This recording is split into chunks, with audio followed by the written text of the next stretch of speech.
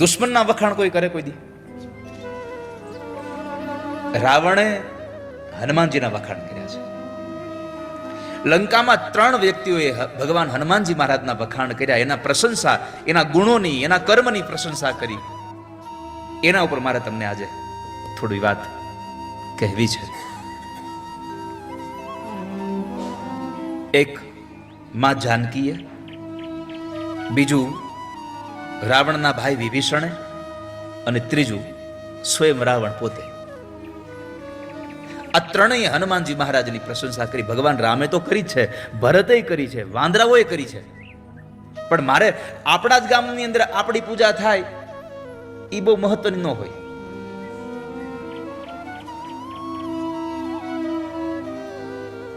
આપણા ગામના માણસની મહત્તા 12 ગામ પણ ગવાય, એ બહુ મહત્વનું છે.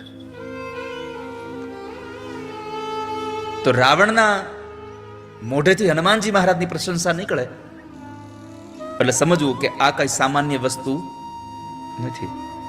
નહીં તો ઘણા તો આપણા હગાના વખાણ ન કરી શકે. એ હારું કઈ જ ન કે, કોઈ પણ રીતે ન કહી શકે.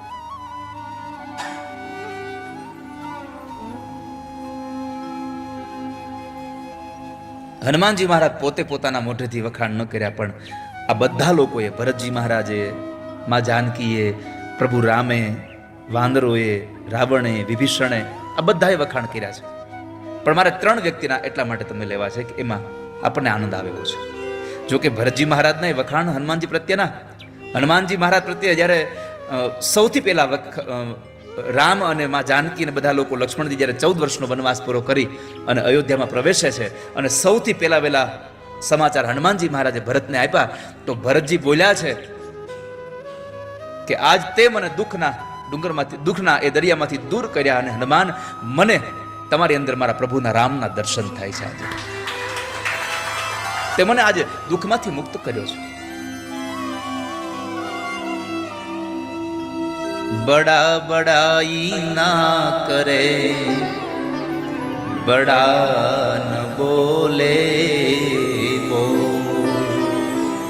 હીરા મુખ સે ના કહે, લાખ હમા.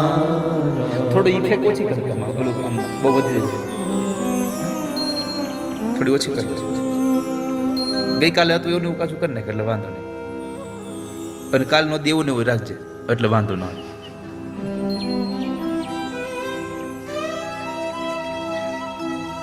શનિ અમારે બહુ ઓછું આવે આપણી ભેગો. એ તો પરમ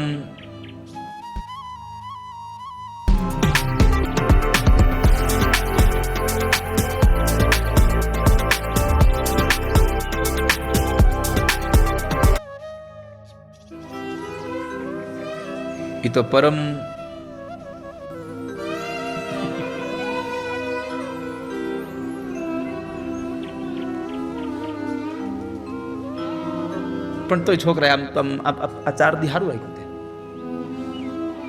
સારું કહ્યું છે. નહીં તો આ પાર્કે પાદર આવીને બધું ઊભું કરવું બહુ અઘરું સારું. પણ આ રાજને આપણે વખાણ આમ આશીર્વાદ તો દેવા જોઈએ કે આને આવું બધું અહીંયા ગોતી આવ્યું પાછું. હા, આ રાજ અહીંયા આ વિદેશમાં આવું બધું ગોતી આવ્યો. હીરા મુખ સે ના કહે લાખ હમારા. હીરાની કિંમત તો ઝવેરી જ કરે, બીજા કોઈ કિંમત ન કરે નહીં.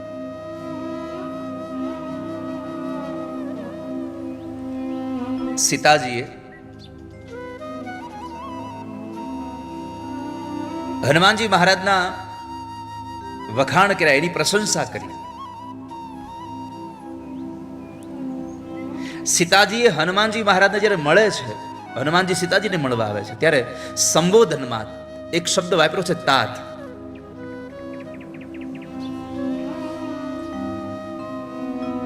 બુડત બીરહ જલતી હનુમાના,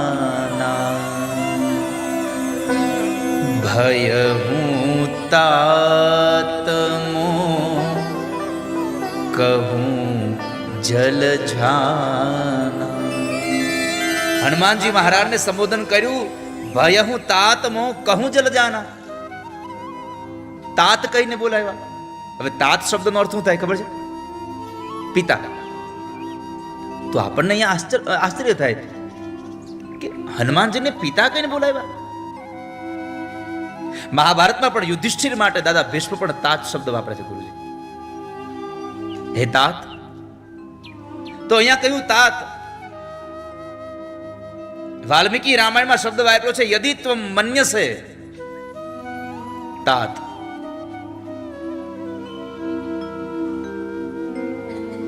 તો તાત કઈ પિતા કઈ બોલાવાય? કઈ બાપ તો ન કહેવાય ને. પણ છતાં માતૃત્વની આ ભાવના છે, આ પ્રેમની ભાવના છે, અતિશય લાગણીની ભાવના છે. આ સૌ માતાઓ અહીંયા બેઠા છો, આ બધાએ તમારા જીવનમાં અનુભવ્યું હશે સંતાન પ્રત્યે. જ્યારે જ્યારે તમને બહુ પ્રેમ થાય તે આ મારો બાપો છે, મારો બાપો છે. છોકરાઓને બાપ કહીને તમે સંબોધો છો ક્યારેક ક્યારેક.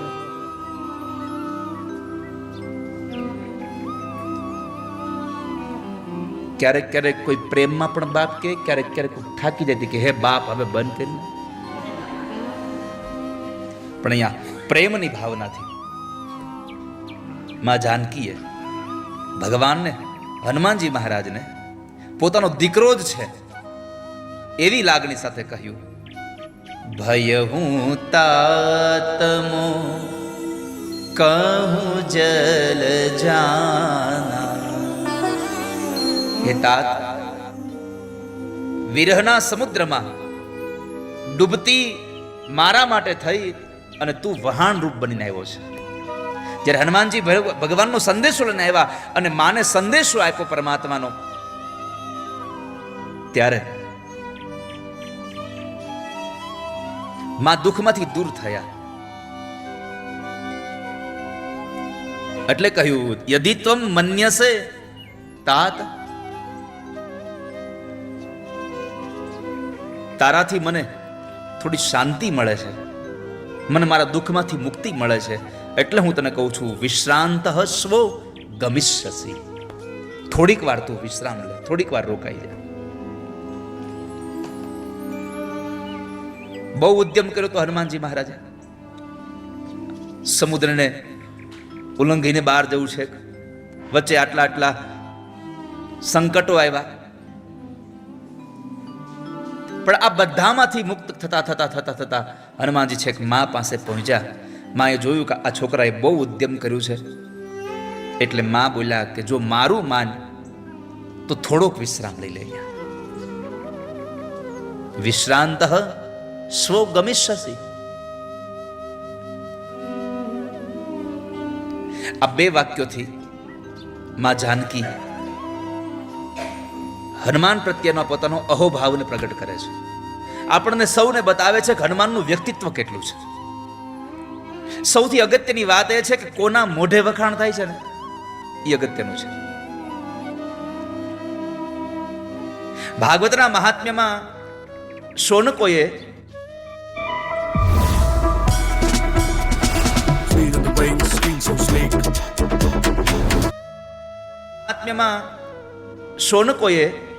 સુત નામના મહાપુરાણને કીધું બાપજી અમને કોઈ એવી કથા સંભળાવો કે જેનાથી અમને શાંતિ મળે. અને પછી સુતજી ભાગવત કથા કહેવા તૈયાર થયા અને સુતજી એક વાક્ય વાપર્યું કે હું તમને કથા કહેવા જઈ રહ્યો છું. એ કથા દેવર્ષિ નારદે સાંભળી છે. જે નારદે સાંભળી છે એ કથા હું તમને કહું છું. જે સુખદેવજીએ મને સંભળાવ્યું છે એ કથા હું તમને કહું છું. સુખદેવના મોઢે સાંભળ્યું છે એ કથા તમને કહું છું. અહીંયા આ બે વાત, નારદે કથા સાંભળી એ તમને કહું છું અને સુખદેવજીએ જે મને સંભળાવ્યું એ હું તમને કહું છું. આનું એટલા માટે નામ લેવામાં આવ્યું કે જો કોઈ બીજા ત્રીજા વ્યક્તિનું, સામાન્ય વ્યક્તિનું નામ લીધું હોત તો કદાચ કથાનો આટલો મહિમા ન જાગ્યો હોત. મેં ઘણી વાર કથાઓમાં કહ્યું છે કે નારદે કથા સાંભળી આવું આશ્ચર્ય શૌનકોને પ્રગટ થયું કે નારદે કથા સાંભળી.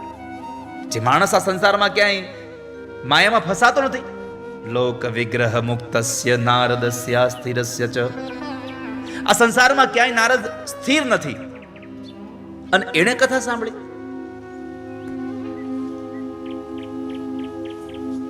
પણ આશ્ચર્ય એટલા માટે થયું કે નારદે કથા સાંભળી. ગામડાનો ગરીબ માણસ લોન લેવા જાય, કોકની પાસે ઉછીના પૈસા લેવા જાય, ભાઈ પૈસા આપો, મારા દીકરાના લગ્ન છે, દીકરીના લગ્ન છે, તો આપણને આશ્ચર્ય ન થાય એમાં, કારણ કે એમાં કઈ નવાઈ નથી, એની પાસે પૈસા નથી એટલા માટે માણસ લેવા ગયો છે. પણ ગામનો સમૃદ્ધ માણસ ગામના કોઈ બીજા માણસ પાસે જઈને કે ભાઈ મને થોડા પૈસા આપો ને, મારા દીકરાના લગ્ન છે, તો ગામને આશ્ચર્ય થાય કે એના દીકરા માટે આને કોકની પાસે પૈસા માંગવા પડ્યા, આની પાસે તો પૈસા ક્યાં ઓછા છે. એમ અહીંયા કોણ કોના વખાણ કરે છે ને, કોના મોઢે વખાણ થાય છે ને, એ મહત્વનું છે.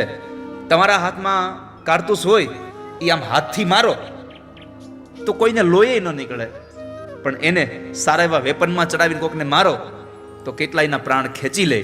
એમ આ સંસારમાં કોના મોઢે વખાણ થયા છે એનાથી મહત્વ છે. હનુમાનજી મહારાજના વખાણ આપણે કર્યા હોત તો કદાચ કોઈને યાદ ન હોત, પણ માં જાનકીએ વખાણ કર્યા એટલે આખી દુનિયા અડધી રાતે બેઠી છે કે અહીંયા કથા સાંભળીએ છીએ.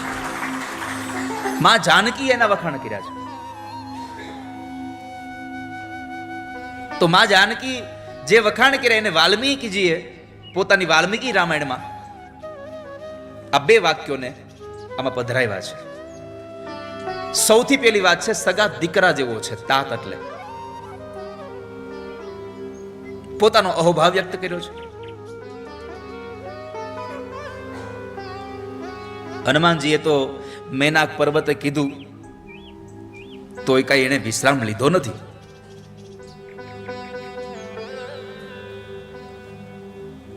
અને દુનિયામાં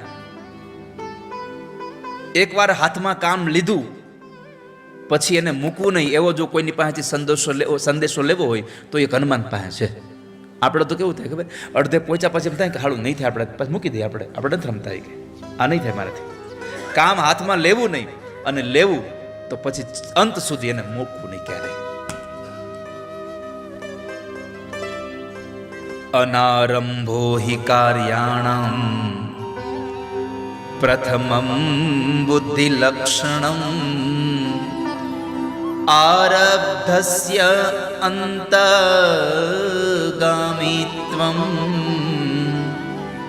દ્વિતીયં બુદ્ધિલક્ષણમ.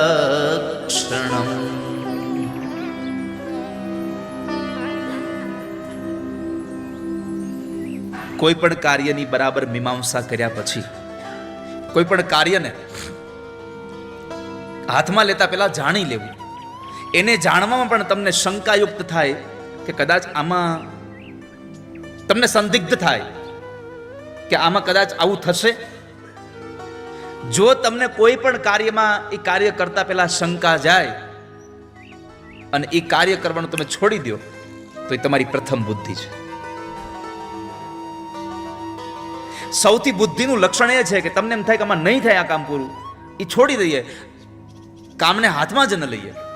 ઘણા લોકો મોટા ઉપાડે હાથમાં કામ લઈ લે, પછી પૂરું ન કરે અને બીજાને કરવાય ન દે.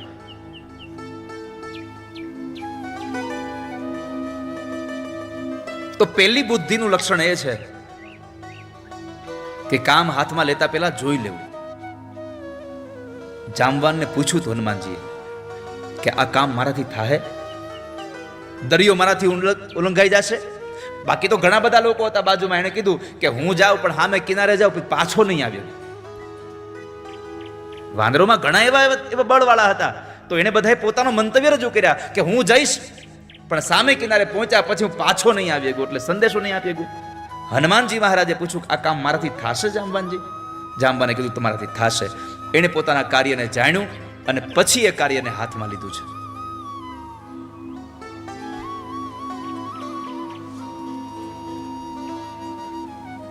અને કામ હાથમાં લીધા પછી એક જ વસ્તુ કરવાની, કાં તો કરો યા મરો, ડુ ઓર ડાય, કરો યા મરો.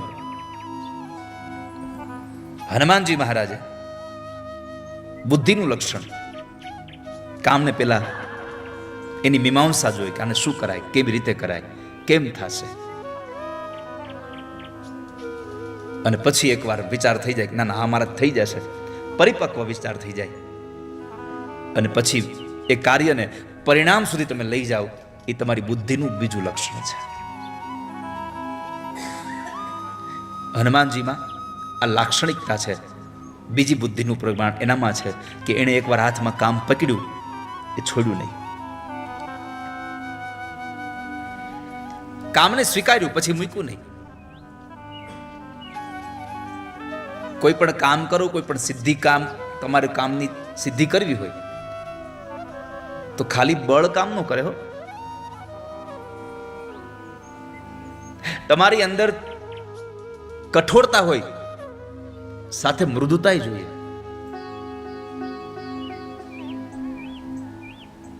મૃદુતા વગરની કઠોરતા હાવ નકામી છે. લોખંડ આટલું બધું કઠોર છે, પણ જો એમાં મૃદુતા ન હોય તો તમે ઘાટ ન ઘડી શકો.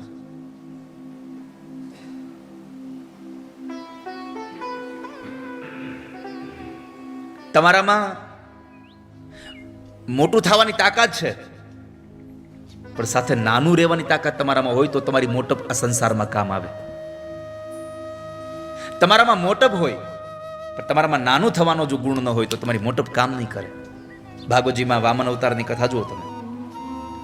ભગવાન ચતુર્ભુજ નારાયણ પ્રગટ થયા માં આદિત્યની સામે, અને અદિતિએ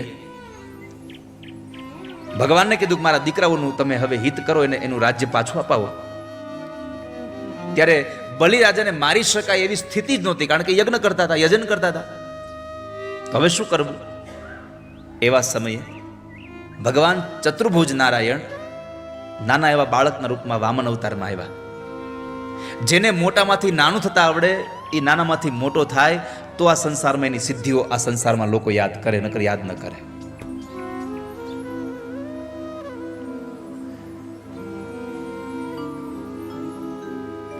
તો હનુમાનજી મહારાજની મહત્તા કેટલી! એક બળવાન માણસ એક બીજા બળવાન માણસની પ્રશંસા કરે ત્યારે ખબર પડે કે આ કેટલો બળવાન છે. માએ કહ્યું કે મારા વિરહના સમુદ્રમાંથી મને તારવા માટે તું મારી ઘોડી, તું મારા વહાણરૂપ છો. હવે માને વિરહ થયો. સામાન્ય દુઃખ હોય, મોટા માણસને સામાન્ય દુઃખ થાય ને એને ખબર ન હોય, પણ મોટા માણસને જ્યારે દુઃખ થાય ને ત્યારે સમજવું આ દુઃખ બહુ મોટું છે.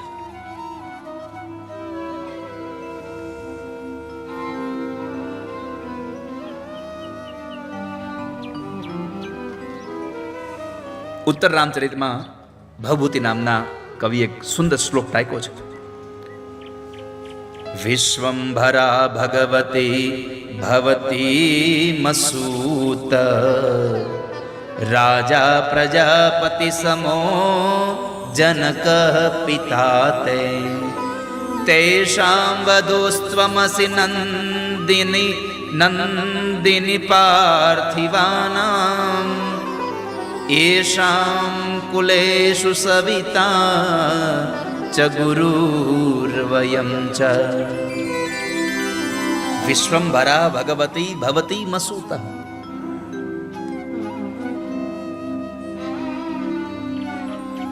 માં જાનકીને દુઃખ થયું. વિશ્વનું ભરણ પોષણ કરનારી આ પૃથ્વી એ તમારી માં છે. ભભૂતિ માને કહે છે કે માં, આ જગતનું પાલન પોષણ કરનારી આ પૃથ્વી તમારી માં છે. રાજા પ્રજાપતિ સમો જનક પિતા તે, પ્રજાપતિ જેવો તમારો બાપ જનક છે. હે સીતા, હે દીકરી, તું એવા રાજાઓની પુત્ર વધુ અને વધુ છો કે જે રાજાઓનું કુળ સૂર્યવંશી છે. વિશ્વામિત્ર અને વશિષ્ઠ જેવા એના ગુરુજનો છે. આટલા વિશેષણોથી યુક્ત થયા. પૃથ્વીની દીકરી, જનકની દીકરી, જનક જેવો બાપ છે, દશરથ જેવો તમારો સાસરો છે, સસરા છે, વિશ્વામિત્ર અને વશિષ્ઠ જેવા તમારા ગુરુજનો છે, રામ જેવો એનો પતિ છે, અને તમે દુઃખી છો. એનું દુઃખ કેવું હોય!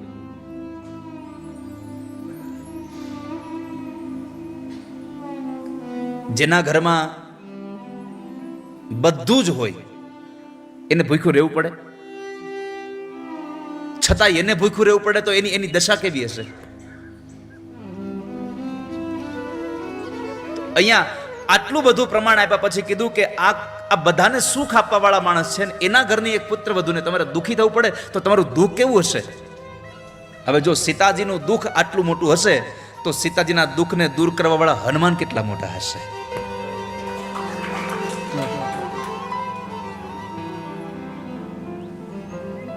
સીતા સ્વયંવરમાં આમ ધનુષ પડ્યું હતું, હમણાં ગુરુજી કહ્યું એમ ધનુષ હતું અને એ ધનુષને ભગવાન રામે આમ પલભરમાં તોડી નાખ્યું અને પછી પરશુરામજી મહારાજનો પ્રવેશ થાય છે. પરશુરામજી મહારાજ આટલા મહાન ધનુષને, શિવના ધનુષને કોણે તોડી નાખ્યું? આટલા મોટા ધનુષને કોણે તોડી નાખ્યું? શિવનું મહાન ધનુષ તોડ્યું, શિવનું મહાન ધનુષ તોડ્યું. આવી બહુ બધી વખત એને આમ ઘોષણા કરતા રહ્યા. ત્યારે લક્ષ્મણજી આવીને કીધું, બાપજી નિર્ણય તો તમે જ કર્યો. કેમ? તો કહે છે કે શિવનું ધનુષ આટલું મોટું છે તો તમે વિચાર કરો, જો ધનુષ આટલું મોટું હોય તો એને તોડવા વાળો કેટલો મોટો હશે? નિર્ણય તો તમે જ કરી દીધો છે. પણ એ પરશુરામજીના પ્રસંગમાં મારે ન જવું, કારણ કે એ પ્રસંગ જો લેવા જઈએ તો દિવ્ય કથા છે, આનંદ પાવે એવી કથા છે. તોડી નાખો તમારા તાગણા અને ભૂસી નાખો ત્રિપુંડ, પછી આવો મેદાનમાં તો તમને ખબર પડે કે સુમિત્રાના ધાવણમાં કેટલી તાકાત છે. આવી પ્રસંગ ત્યાં બન્યો હતો. પણ સીતાજી, જો સીતાનું દુઃખ આટલું મોટું છે તો એના દુઃખને દૂર કરવા માટે થઈને સીતાજી એમ કહેતા હોય કે તું થોડોક અહીંયા વિશ્રામ લે તાત, મને તારા આવવાથી મને જરા શાંતિ મળે છે, મને સુખની અનુભૂતિ થાય છે. જયતિ જગતિ માયા યસ્ય કાયાદવસ્તે. ભક્તિ એમ કહે છે કે નારદજી તમને જોયા ને અને તમારા શબ્દોથી મને શાંતિની અનુભૂતિ થાય છે, મને સાંત્વના મળે છે. એમ અહીંયા માં જાનકી કહે છે, હનુમાન તમારાથી મને આજે શાંતિ મળે છે, તમારું સાનિધ્ય મળ્યું, સાનિધ્યાત તવ, તમારું સાનિધ્ય મળ્યું ને મને શાંતિની અનુભૂતિ થાય. સામાન્ય ઉથલ પાથલ આ સંસારમાં થાય ને તો પૃથ્વી ન ડગે. ફટાકડો બોમ્બ ફોડો તો ધરતી ડગે કોઈ દિવસ, પણ ભૂકંપ અને જ્વાળામુખી આવે તો પછી ધરતી પણ ડગે.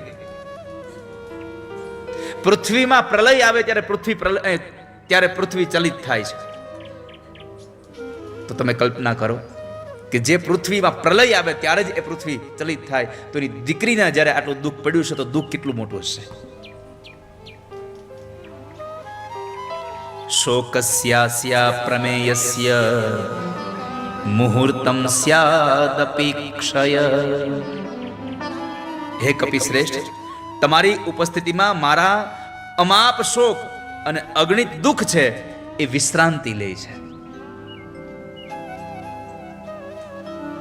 આ વાતથી એક નામ ભગવાનનું ચરિતાર્થ થયું, સંકટ મોચન, કષ્ટભંજન. આ નામ ભગવાનનું યથાર્થ છે. ખાલી આપણે બોલીએ છીએ સંકટ મોચન છે, સંકટ મોચન નામ તિહારો, ખાલી બોલતા નથી આપણે.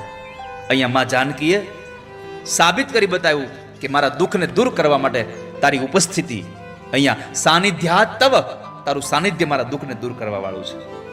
મારા શોકને, અમાપ શોકને, અમાપ શોક અને અગણિત દુઃખ, એને પણ એને દૂર કરવા માટે તે વિશ્રાંતિ લે છે. આ વાતથી હનુમાનજી સંકટ મોચન છે એ ચરિતાર્થ થાય છે. પણ એક વાત કહેતા આનંદ થાય છે તમને કે આ વાક્ય માં જગદંબા બોલે છે એના કરતા જગદંબાને બોલવું પડ્યું એના માટે હનુમાનજીના કાર્યનું પ્રમાણપત્ર છે. કોઈ કાર્ય ન કરો તો પ્રમાણપત્ર કોણ આપે તમને? શક્તિનું પ્રમાણ માં આપે છે કે તારામાં આટલી શક્તિ ભરી છે. યશ પ્રાપ્ત કરવા અને જાનકી મોચન કાર્યને પરિણામ સુધી પહોંચાડવામાં આપ એકલા પણ પર્યાપ્ત સમર્થ જ છો, એમાં કોઈ સંદેહ નથી. મારા દુઃખને દૂર કરવા માટે થઈ અને મને રામ સુધી પહોંચાડવા માટે તમે એકલા જ છો અને પર્યાપ્ત છો. એટલે શબ્દ વાપરો પર્યાપ્ત, પરવિરઘ્ન. શત્રુઓના એ ઝુંડોને, શત્રુઓના એ ટોળાઓને તમે મારવા માટે થઈ અને પર્યાપ્ત છો. આ હનુમાનજીનું શૌર્ય અહીંયા બતાવે છે. કે રાવણના સેનાના એ બધા લોકોને મારવા માટે હનુમાન તમે એકમાત્ર પર્યાપ્ત છો, બીજા કોઈની અહીંયા આવશ્યકતા જ નથી, તો હનુમાનજીમાં શૌર્ય કેટલું હશે. અને પછી માએ એનું દુઃખ દૂર કર્યું, એટલે માએ આશીર્વાદમાં આપ્યું. શું કીધું? અષ્ટ સિદ્ધિ નવ નિધિ કે દાતા. હું તને અષ્ટ સિદ્ધિ આપું છું, નવ નિધિ તને આપું છું. આટલું જ નહીં હો, અષ્ટ સિદ્ધિ ને નવ નિધિ તને આપી દો એટલું નહીં, પણ એ જ અષ્ટ સિદ્ધિ અને નવ નિધિ તું બીજાને પણ આપી શકે એવું વરદાન પણ તને હારે આપું છું. ભગવાનને પ્રાર્થના કરવી કે ઠાકોરજી ધન ખાલી આપો ને એટલું અમને પર્યાપ્ત નથી, પણ અમારી પ્રાર્થના એટલી છે કે ધનની હારે તમારું આપેલું ધન અમે બીજાને પણ ઉપયોગી થઈ શકીએ એવી બુદ્ધિ અમને હારે આપજો. પરમાત્મા પાસે ખાલી પૈસા ન માગવા, એ પૈસાને વાપરી શકીએ એવો જીવ મળે એવું માગવું. નહીં તો પૈસા ઘણા પાસે છે, વાપરી ન અગે. પૈસા વપરાતા નથી. એકવાર ખીચામાં પૈસા ગયા પછી બહાર નીકળે ત્યાં સુધીમાં પૈસા કહેતા છે કે આની કરતા અમને અહીંયા ગળા ટૂંકો દીધો તો સારું હતું. નીકળે જ નહીં પૈસા બહાર.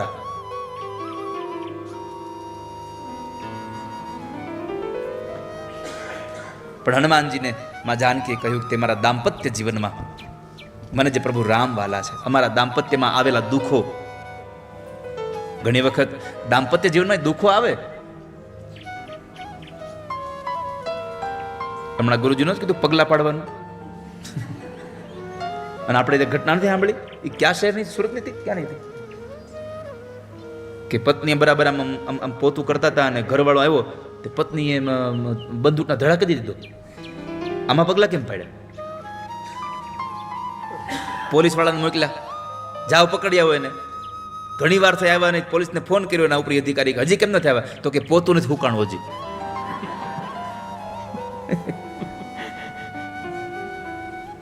ઘણાના દાંપત્ય એવા હોય, ઘણા દાંપત્ય એટલું સુખી હોય.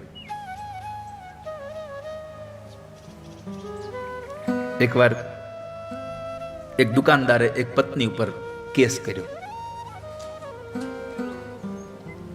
કોર્ટમાં રજૂ કરવામાં આવ્યા. કોર્ટમાં રજૂ કર્યા અને જજ સાહેબે પૂછ્યું વકીલને, એના ફરિયાદીને, શું કર્યું? તો કે આમણે મારી દુકાનમાંથી બિસ્કિટનું પેકેટ ચોર્યું. જજને સાબિતી મળી ગઈ કે આણે ખરેખર બિસ્કિટનું પેકેટ ચોર્યું છે. હવે આને સજા શું આપી? એટલે નક્કી કર્યું કે એ પેકેટમાં જેટલા બિસ્કિટ હતા એટલા દિવસ આને જેલમાં રાખો. એ પેકેટમાં જેટલા બિસ્કિટ હતા એટલા દિવસ આને જેલમાં રાખો. આવું જજ સાહેબ બોલ્યા ત્યાં એ પત્નીનો ઘરવાળો બોલ્યો કે સાહેબ હારે હારે મમરાનું પેકેટ લીધું હતું. કે હારે મમરાનો છેલ્લો હોત ચોરી. તો જેટલા મમરા નીકળ્યા એટલા દી હજી રાખવાને. કેટલો કંટાળ્યો છે વિચાર કરો તમે.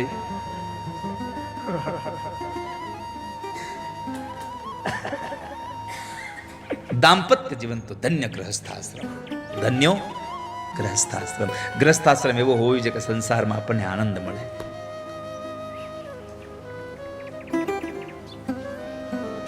અમે આજ બપોર જમવા બેઠા, હું દાદાને જોતો તો ઓલા લાલાને કીધું, મેં કીધું લાલા ફોટો પાડ્યો. હા, એને ખબર નહોતી. મેં કીધું ફોટો પાડે જલ્દી. આ બે જણા અહીંયા આવીને એક થાળીમાં જમે છે ને આ જોવા જેવું છે દાંપત્ય જીવન. હા, પત્ની પોતાના પતિને જમાડીને જમે એ તો છે જ, પણ પોતાનો પતિ પણ પોતાની પત્નીની. અને આમ યાદ રાખજો, જેટલી કાળજી પત્ની પોતાના પતિની રાખે એટલી જ કાળજી પતિની પણ છે કે પતિ પોતાના પત્નીની કાળજી રાખવી જોઈએ. એક સિક્કાની બે બાજુ એટલે પતિ પત્ની. ખાલી પત્ની જ પોતાના પતિને આદર અને ભાવ સત્કાર આપે તો દાંપત્ય જીવન કદાચ સુખી થાય ન થાય આવું બને, પણ પતિ પણ પોતાના પત્નીને આદર અને ભાવ આપે તો દાંપત્ય ધન્ય બને, એમાં સંશય નથી. બંને પક્ષમાં. મેં તો કેટલી વાર કથાઓમાં કહ્યું છે કે પત્ની પોતાની પત્ની પાસે અપેક્ષા રાખે કે તું મારા બા બાપુજીની પ્રત્યે આટલો ભાવ રાખ, મારા પરિવારના પ્રત્યે આટલો ભાવ રાખ, તો કેવળ પત્ની જ પોતાના પરિવાર પ્રત્યે ભાવના રાખે એવું નહીં, પતિની પણ એવી જ ફરજ આવે છે કે એના સાસુ સસરા પ્રત્યે એટલી જ ભાવના હોવી જોઈએ એને, તો દાંપત્ય જીવન સુખી થાય. તમે કોઈકની પાસે માગી ત્યારે શકો જ્યારે તમે કંઈક આપ્યું હોય. તમે ક્યારે આમ કર્યું ન હોય તો તમે આમ નહીં કરી શકો ક્યારે. તો દાંપત્ય જીવન સુખી બને. મારા આનંદમય ભરેલા એ દાંપત્ય જીવનમાં આવેલો આ વિકટનો સમય અને એમાં તે મને આવીને દુઃખ દૂર કર્યું. હનુમાન, હું તને અષ્ટ સિદ્ધિ અને નવનિધિ માટે તને હું આશીર્વાદ આપું છું. એટલું જ નહીં, તું પણ આ બીજાને આપી શકીશ એના માટેની પણ હું તને ખાતરી આપું છું. હવે અષ્ટસિદ્ધિ નવનિધિ, મેં શરૂઆતમાં એક વાત કરી તમને કે અષ્ટસિદ્ધિ ને નવનિધિ તમને મળે, પણ આપણને ખબર કેમ પડે કે અષ્ટસિદ્ધિ આ નવનિધિ કઈ?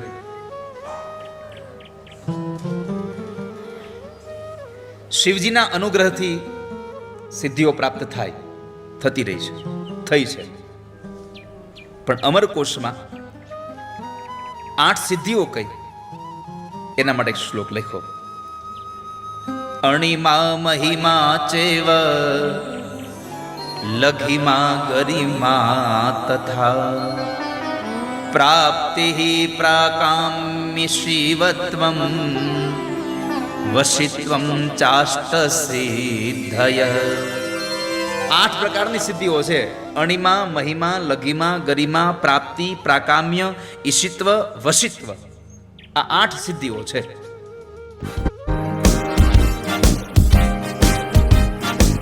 मेरी पत्नी कोको है ना, उसके नाना जी ने जब 3 महीने की उम्र में खोको का हाथ देखा था, तब उन्होंने जो जो कहा.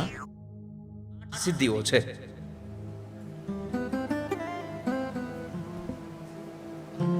જે માણસ કુંડલિની યોગની સાધના કરીને સિદ્ધિ મેળવે અને સિદ્ધિના શિખરે પહોંચે, પછી 8 સિદ્ધિઓને પ્રાપ્ત થાય.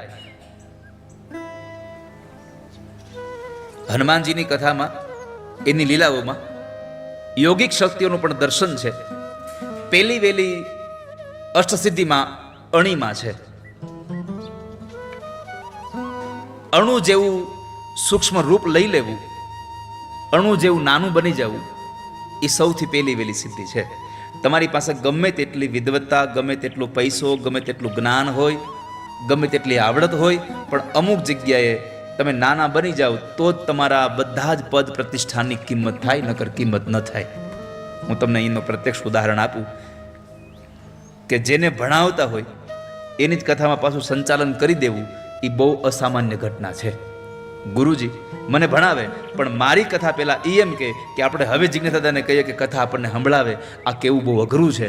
આવી સામાન્ય આટલી મોટી અવસ્થા થયા પછી પણ, મોટી એક એની પાસે જ્ઞાનની મહિમા રહ્યા પછી પણ એક અણિમા જેવી સિદ્ધિ પ્રાપ્ત થાય, એ બહુ મહત્વની વાત છે. નહીં તો એકવાર 4-wheelમાં બેઠા પછી રિક્ષામાં બેહવું અઘરું થાય બહુ,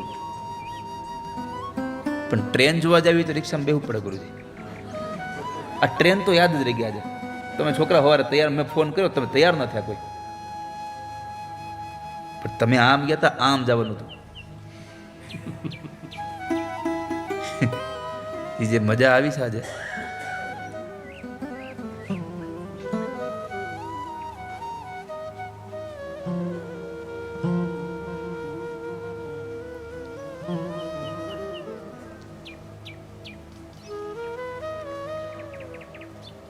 એ કે ધોળા દિવસે તારા દેખાડ્યા. પણ તમે લોકો તો બસમાં ગયા હતા એટલે સીધું તમારે આવી ગયું હતું. તમે લોકો રિક્ષામાં ગયા, તમે બસમાં ગયા હતા ને, એટલે તમારા લોકોને એકદમ સરળ રસ્તો આવ્યો હતો. બોલો, બોલો, બહુ ઓલું આમ આમ અંદર ઉતરવાનું એવું હતું?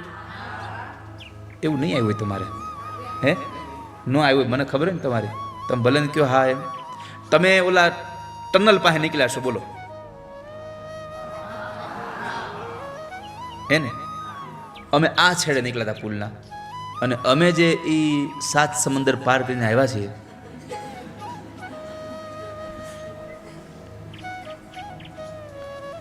વલ્લભ કાકા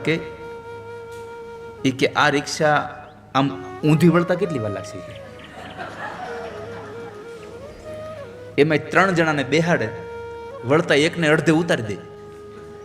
એમાં મને જ ઉતાર્યો. મને કે એકને ઉતરી જવું પડશે. મેં કીધું હાલ તો હું ઘડીક યાત્રા કરું.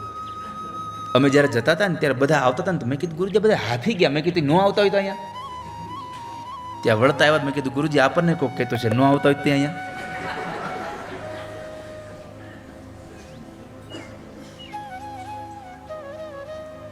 અણીમાં જેવી સિદ્ધિ એટલે મોટા થયા પછી પણ નાનું થતા આવડે એની વાત છે.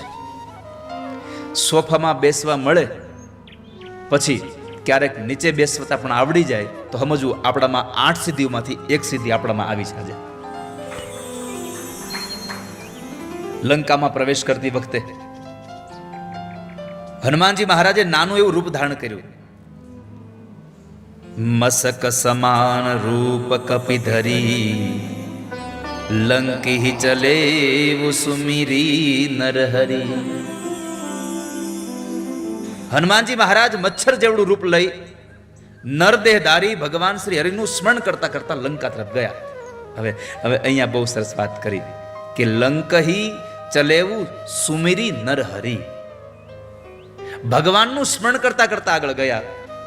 આટલી બધી તાકાત હોવા છતાં, આટલું બધું બળ હોવા છતાં, જે માણસ દરિયો ટપીને સામે વયો જાય પછી એનામાં કેટલું અભિમાન આવી જાય, છતાં પણ એ માણસ પરમાત્માને યાદ કરતા કરતા જાય છે. આ પંક્તિ આપણને સૌને એક મહિમા બતાવે છે કે તમે ગમે તેટલા સફળ થઈ જાઓ તો ભગવાનને યાદ કરતા કરતા આગળ વધવું, એને ભૂલી ન જવા ક્યારેય પણ. તમારી સફળતા પછી પણ પરમાત્માને યાદ કરતા રહો. બીજી એક સિદ્ધિ છે મહિમા. માણસ પેલા નાનો થતા શીખે પછી મોટો થતા શીખે. હનુમાનજી જ્યારે સમુદ્ર ઉલ્લંઘન કરી રહ્યા હતા અને પરીક્ષા કરવા માટે સર્પોની દેવી સુરસાને જ્યારે મોકલે છે, જેમ પોતાનું મોઢું ખોલે, તમને બધાના કથા યાદ છે કે જેમ સુરસા મોઢું મોટું કરે એમ ભગવાન હનુમાનજી મોટા થાય, જેમ મોટું કરે એમ ભગવાન હનુમાનજી મોટા થાય. અનેક ગણું એવું મોટું કરાયું અને એ વિશાળ મોઢું જ્યારે એને ખોલ્યું ત્યારે નાનું એવું રૂપ લઈને અંદર જઈને પાછા વહ્યા. 16 જોજન મુખ તે થયું તુરત પવન સુત 32 ભયવું જસ જસ સૂરજા બદન બઢાવા તાસુદૂન કપિ રૂપ દેખાવા. 16 યોજનનું મોઢું મોટું કર્યું. હનુમાનજી 32 યોજન મોટા થઈ ગયા. જેમ જેમ સુરસા મોઢું મોટું કરતી જાય એમ એમ હનુમાનજી મહારાજ એનાથી ડબલ મોઢા, એનાથી કદ મોટું કરતા જાય. આગળ જતા અશોક વાટિકામાં સીતાજીએ હનુમાનજીનું લઘુ સ્વરૂપ જોઈ અને સંદેહ વ્યક્ત કર્યો કે માયાવી અને બળવાન રાવણ સામે આવા નાનકડા વાનરનું ગજુ શું? ત્યારે હનુમાનજીએ માતા સમક્ષ પોતાનું એકદમ વિરાટ સ્વરૂપ પ્રદર્શિત કર્યું. કનક ભૂધરાકાર શરીરા સમર ભયંકર અતિ બલબીરા. જો કે તમને બધાને આમ તો આ સુંદરકાંડનો અત્યારે મહિમા, જેમ હનુમાન ચાલીસાનો મહિમા છે એમ સુંદરકાંડનો મહિમા છે. અત્યારે શરીર એને સુવર્ણના પર્વત જેવું, સુમેરુ પર્વત જેવું બનાવ્યું. યુદ્ધમાં ભયંકર અતિ બળવાન અને વીર હતું. જેને નાનામાંથી મોટું થતા આવડે એ મહિમા લખી છે, એ મહિમા સિદ્ધિ છે. પછી લઘીમાં હલકા વજનનું થવું, હળવા વજનનું. અહીંયા હલકા શબ્દ આવ્યો એટલે એક વાત કહું, જીવનમાં હળવું થવું, હલકું ન થવું. કોઈ દી હળવું થવું પણ ક્યારેય હલકું ન થવું.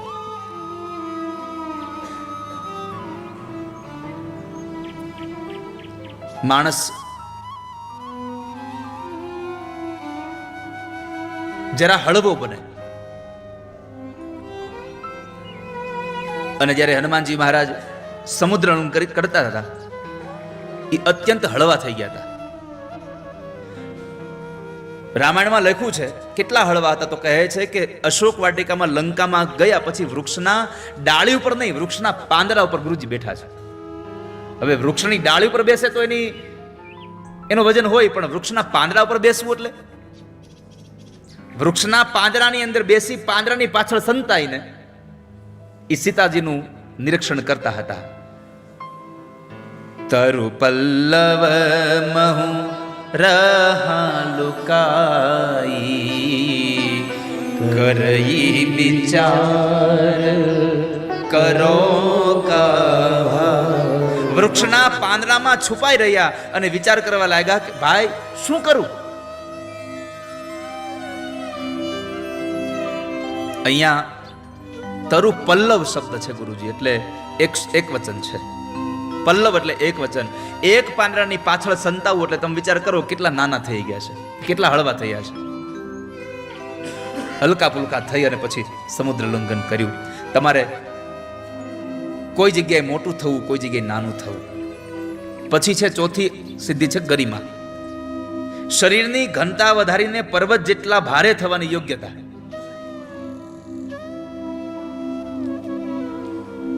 મહાભારતના યુદ્ધમાં હનુમાનજી મહારાજનો જ્યારે ભીમ સાથે ભેટો થાય છે અને પાંડવો જ્યારે વનવાસમાં જતા હતા ત્યારે ગંધમાદન પર્વત ઉપર હનુમાનજી વિશ્રામ કરતા હતા અને પૂછ માર્ગમાં હતી એટલે ભીમે ઉદ્ધતાઈથી વર્તન કર્યું અને કહ્યું કે આને હટાવો.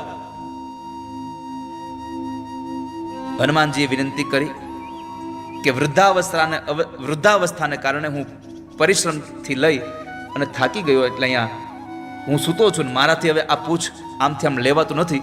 એક કામ કરો, તમે જરાક આ પૂછને ફેરવી નાખો. અને એ પૂછ એનાથી હલ્યું નહોતું. ભીમમાં આટલું બધું બળ હતું છતાં પણ એ હનુમાનજી મહારાજના પૂંછને ખસેડી શક્યો નતો. જ્યારે સમય આવે ત્યારે ભારે થઈ જવું,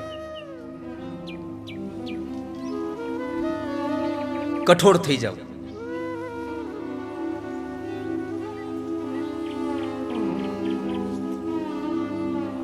ડોક્ટર જેવું. એ જ્યારે આપણને આમ તપાસતા હોય ને ત્યારે આમ આમ છાતી પર જેમ હાથ મૂકે ને એકદમ મુલાયમ હાથ મૂકે. આમ હાથ પકડે તો એકદમ મુલાયમ રીતે પકડે. પણ રોગને પકડ્યા પછી એ રોગને કાપવા, એને કાઢવા હાટું જ્યારે ઇન્જેક્શન દે અથવા તો ઓપરેશન કરે ત્યારે છરી કાંઈ આમ ન હકાવી.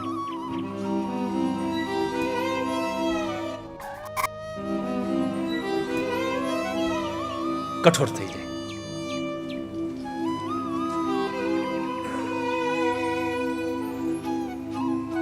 વાયુપુત્ર હતા હનુમાનજી મહારાજ, એટલે એક નાતે તો ભીમના ભાઈ હતા, કારણ કે ભીમ પણ વાયુપુત્ર હતા. એટલે મોટા ભાઈના નાતે ભીમે અંતે હનુમાનજી મહારાજને પ્રણામ કર્યા. ત્યાર પછી પ્રાપ્તિ, પાંચમી સિદ્ધિ છે પ્રાપ્તિ. ઈચ્છિત પદાર્થો અને અલૌકિક શક્તિ પ્રાપ્ત થવી, લૌકિક નહીં હો.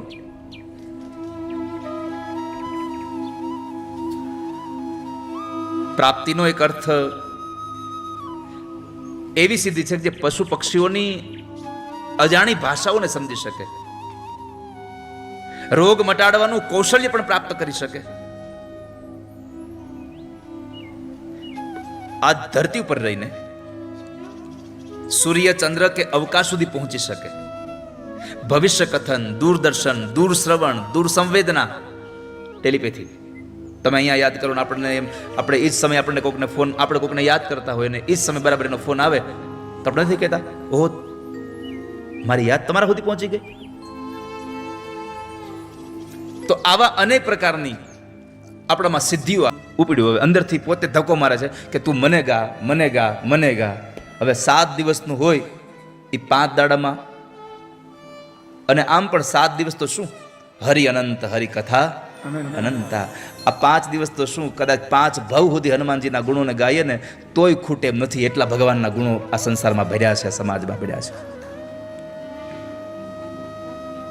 તો નિત્ય હોય એ જ નિત્ય સેવા કરી શકે. આણે એમ કહ્યું કે મારી નિત્ય સેવા તમારામાં રહે, નિત્ય મારો ભાવ તમારામાં રહે. અને એ હનુમાનજી મહારાજને ભગવાન રામે સૌથી પહેલા આશીર્વાદ આપ્યા છે, હું તને ચિરંજીવ બનાવું છું, જા. આ સંસારમાં હનુમાનજી જીવે છે. અશ્વત્થામા બલિર્વ્યાસો હનુમાનસ વિભીષણ. વિભીષણ એ જીવે છે. જીવવાનો અર્થ એવો ન સમજતા હો કે હા આ શરીર હોય એને જીવતા કહેવાય. જેના ગુણો આ સંસારમાં જીવે છે ને એ હજી જીવે છે. આ સંસારમાં હજી જીવે છે સંસારમાં. તો હું તને સૌથી પહેલો આશીર્વાદ આપું, તું ચિરંજીવ થા, ચિરાયુ થઈશ. એટલે ભગવાન હનુમાનજી મહારાજ આ સંસારમાં ચિરાયુ છે, ચિરંજીવી છે, એટલે નિત્ય ભગવાનમાં એની સેવા છે. આપણે જેવાય કેવું પડે કે બ્રાહ્મણોને ગોરબાપા આશીર્વાદ આપો, સારું લાંબુ જીવીએ, ગોરબાપા આશીર્વાદ આપો, આ ઢાંકણીનો દુખાવો વયો જાય. મને ઘણા આવીને કે તમે કંઈક કરો ને આ દુખાવો બંધ થઈ જાય. મેં કીધું હું આનો ડૉક્ટર નથી, હું તો જે મનથી ભાંગી ગયા હોય એનો ડૉક્ટર છું. હા, હાડકું તૂટે તો હાડકાના ડૉક્ટર પાસે જવું પડે, હૃદય ખરાબ થાય તો હૃદયના ડૉક્ટર પાસે જવું પડે, બીજા કોઈ રોગ થાય તો એની પાસે જવું પડે. જેને મનનો રોગ લાગી જાય ને, મનનો, જે મનથી ભાંગી ગયા હોય ને, કાયર થઈ ગયા હોય ને, એને અમારી કથામાં આવવું. આ કથાના માંડવા છે ને એ મનથી ભાંગેલાને ઊભા કરવાનું દવાખાનું છે મારું. જે મનથી ભાંગ્યા છે કે મારાથી આમ ન થાય, આમ ન થાય, એને ઊભા કરવાનું આ દવાખાનું છે મારું. તો હનુમાનજી ચારે ચાર યુગમાં છે, ચિરંજીવ છે, ચારે ચાર યુગમાં છે. એનું પ્રમાણ આપીને તમને કથાના અંતિમ વિશ્રામમાં લઈ જાઓ. સતયુગમાં ભગવાન શિવ તરીકે રહ્યા, કારણ કે હનુમાન એ શિવનો જ અવતાર હતા, તો સતયુગમાં ભગવાન શિવ તરીકે હતા. બીજું, ત્રેતાયુગમાં રામદૂત તરીકે હનુમાનજી પોતે આવ્યા છે. દ્વાપર યુગમાં અર્જુનના રથની ઉપર હનુમાનજી મહારાજ ધજા ઉપર બિરાજ્યા છે. અને કલયુગમાં આ શ્રોતાઓની મધ્યમાં, કથાની મધ્યમાં, કારણ કે જ્યાં જ્યાં પરમાત્માની કથા છે ત્યાં ત્યાં હનુમાનજી નિત્ય બિરાજે છે. આ સંસારમાં હનુમાનજી ક્યાં સુધી રહેશે? તો હનુમાનજી કહ્યું છે કે જ્યાં સુધી આ સંસારમાં પ્રભુ રામની કથા રહેશે ત્યાં સુધી હનુમાન આ સંસારમાં રહેશે. જ્યાં પણ કથા હોય, યત્ર યત્ર રઘુનાથ કીર્તન, જ્યાં જ્યાં ભગવાનનું કીર્તન થાય છે ત્યાં ત્યાં પરમાત્માના અંશરૂપી આ હનુમાનજી આવીને બિરાજે છે. તો સતયુગમાં શિવ, ત્રેતામાં હનુમાનજી પોતે, દ્વાપરમાં અર્જુનના રથ ઉપર, અને કળિયુગમાં પોતે આ સંસારમાં સેવકના રૂપમાં કોઈ પણ જગ્યાએ કથામાં આવી અને ભગવાન બિરાજે. પણ આમ તમે જોવા જાઓ ને તો ચારે ચાર યુગમાં એણે ભગવાનની કથા તો મૂકી જ નહીં હો. ચારે ચાર યુગમાં ભગવાનની કથા તો મૂકી જ નહીં. જ્યારે શિવના રૂપમાં હતા ત્યારે પાર્વતીને ભગવાન પોતે કથા સંભળાવે, પ્રભુના ગુણાનુવાદ ગાય છે. જ્યારે ત્રેતા યુગમાં આવ્યા ત્યારે હનુમાનજી સ્વયં પોતે પ્રભુના ગુણાનુવાદને સાંભળે છે. અર્જુનના રથના ધજા ઉપર જ્યારે બેઠા છે ત્યારે કૃષ્ણએ જે ગીતાજી ગાય અને સંભળાવ્યા એ ગીતાજીને ભગવાન હનુમાનજીએ સાંભળ્યા. અને આ કલયુગમાં જ્યારે જ્યારે મારા જેવા આવી કથા કરતા હશે વક્તાઓ, જ્યારે જ્યારે પ્રભુની વાતો થતી હશે એ વાતોને સાંભળવા માટે થઈને હનુમાનજી આવતા હશે. તો હનુમાનજીએ ચારે ચાર યુગમાં ભગવાનની કથાને તો છોડી જ નથી. આપણને આ સમય આ ઉપદેશ કરે છે કે તમે જ્યારે જ્યારે આવો ત્યારે પ્રભુની કથા સાંભળજો, જ્યારે જ્યારે મળે સમય ત્યારે પ્રભુની કથા રાખજો. વાલા ભક્તજનો, આ ચારેય યુગમાં જેમણે કથા અને સત્સંગ શરૂ રાખ્યો છે, હનુમાનજી બધે વ્યાપક છે. કારણ છે એ પવન પુત્ર છે. આ દુનિયામાં જળ અમુક જગ્યાએ હોય, પૃથ્વી અમુક જગ્યાએ હોય, પણ આ સંસારમાં વાયુ અમુક જગ્યાએ હોય એવું તમે નહીં કહી શકો. વાયુ બધે જ છે, ક્યાં નથી આ સંસારમાં. હનુમાનજી બધે વ્યાપક છે. તો એ હનુમાનજી આપણે અહીંયા સર્વત્ર થયા, સદા થયા, અને હનુમાનજી સર્વમાં થયા છે, બધામાં છે હનુમાનજી. ચારે ચાર વર્ણના, ચાર યુગમાં છે એવું નહીં, ચારે ચાર વર્ણની અંદર પણ હનુમાનજી છે. વર્ણની વાત એવી ન સમજો અત્યારે જે આપણે જ્ઞાતિવાદ ઉપર વર્ણ લઈ ગયા એ નહીં. સાચો જ્ઞાન એ વર્ણ વ્યવસ્થા તો કર્મ ઉપર છે, કર્મનું વિભાજન છે એ. તો ગીતાજીમાં ભગવાન બોલ્યા છે, ચાતુર્વર્ણ્યમ મયા સૃષ્ટમ ગુણ કર્મ વિભાગશઃ. આ ચારે ચાર વર્ણની અંદર પરમાત્મા છે. એમાં તમે જુઓ તો હનુમાનજી મહારાજ જ્યારે વિભીષણને મળ્યા ત્યારે બ્રાહ્મણ બનીને મળ્યા છે. વિભીષણને મળ્યા ત્યારે બ્રાહ્મણ બનીને મળ્યા છે. એટલે બ્રાહ્મણના રૂપમાં પણ હનુમાનજી આવ્યા છે. જ્યારે યુદ્ધ કરે છે ત્યારે ક્ષત્રિયનો ધર્મ છે એમાં, એટલે ક્ષત્રિય રૂપમાં છે. શરીર ભરે એનું છે પણ ક્ષત્રિયના રૂપમાં છે. ઉપદેશ કરે ત્યારે બ્રાહ્મણ છે, યુદ્ધ કરે ત્યારે ક્ષત્રિય છે.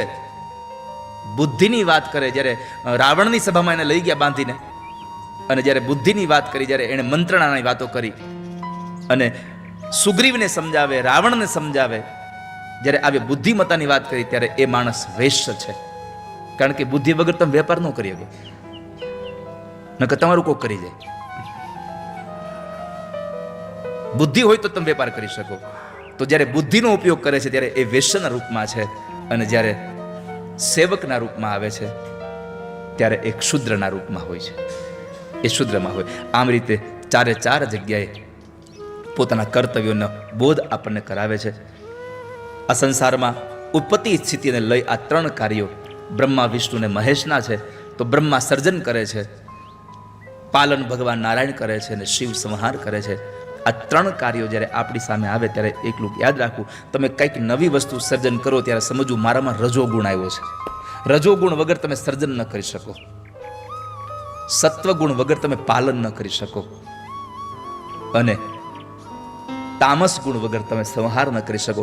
તમે નાના એવા કીડાને મારો ને, sir sir sir sir sir sir sir मौत जाइए. हाँ क्यों? मर गए. ये खून तो नहीं. Will you keep shut? સમજવું આપણામાં હવે રુદ્રનો અંશ આવ્યો છે. સર્જન કરો ત્યારે સમજવું બ્રહ્માનો અવતાર આપણા, બ્રહ્માનો અંશ આપણામાં આવ્યો છે. અને જ્યારે તમે કોઈનું પાલન પોષણ કરો, તમે કોઈને મદદ કરો, કોઈને જીવવામાં તમે મદદ કરી શકો, ત્યારે સમજવું મારામાં ભગવાન નારાયણનો અંશ આવ્યો છે આજે. તો આ ચારે ચાર વર્ણમાં આપણને હનુમાનજી પોતાના કર્તવ્યનો બોધ કરાવે, અને એ ચાર આશ્રમો, ચાર યુગો, ચાર વર્ણની આવી અનેક વાતો, હજી તો બહુ બધી વાતો અમારી પાસે લખેલી પડી છે, પણ એ બધી જ હવે આ રામના શબ્દોમાં, છેલ્લે ભગવાન રામના શબ્દોમાં જ કહીએ તો એક એક તારા ઉપકાર હનુમાન હું કેમ પૂરા કરું એની મને ખબર નથી પડતી. હનુમાન રામજીએ ત્યાં સુધી કીધું છે કે હું મારો પ્રાણ આપી દઉં ને તોય તારા ઋણમાંથી મુક્ત થઈ શકું જ નથી. પ્રભુ રામ ગદગદિત સ્વરે બોલ્યા છે કે હનુમાન, તે એટલા ઉપકાર મારા ઉપર કર્યા છે કે હું મારો સ્વયં પ્રાણ તને આપી દઉં તોય હું તારા ઉપકારમાંથી મુક્ત થઈ શકું નથી. હું આ જીવનભર તારો ઋણી રહીશ, હું તારો કરજદાર રહીશ. એકૈકસ્યોપકારસ્ય પ્રાણાન દાસ્યામિ તે કપે પ્રત્યક્ષમ ક્રિયમાણસ્ય શેષસ્ય ઋણિનો વયમ. હું શેષ એટલું કહેવા માંગુ છું હનુમાન કે જીવનભર હું તારે ત્યાં તારો ઋણી બની રહીશ.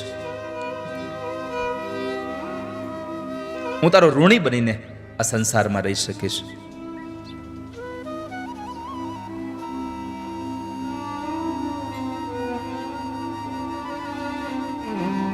હનુમાનજીના ગુણોની કથા સાંભળી, પ્રભુ રામની કથા સાંભળીને હનુમાન પ્રસન્ન થાય એ સામાન્ય ઘટના છે, પણ હનુમાનની કથા સાંભળીને પ્રભુ રામ પોતે પ્રસન્ન થઈ જાય એ અસામાન્ય ઘટના છે. જ્યારે જ્યારે હનુમાનના ગુણોને સાંભળ્યા છે, અગસ્ત્ય મુનિના મુખેથી હનુમાનજીના ગુણોને, હનુમાનજીની કથાને પ્રભુ રામે સાંભળી છે, અને જ્યારે રામે હનુમાનજીની કથા સાંભળી ત્યારે રામ બોલ્યા છે, અદ્ય મે દેવતા તુષ્ટા પિતરઃ પ્રપિતામહા. આજે મારા બધા જ દેવતાઓ પ્રસન્ન થયા હશે, આજે મારા બધા જ પિતૃઓ રાજી થઈ ગયા હશે. આવી જેને અનુભૂતિ થવા લાગી.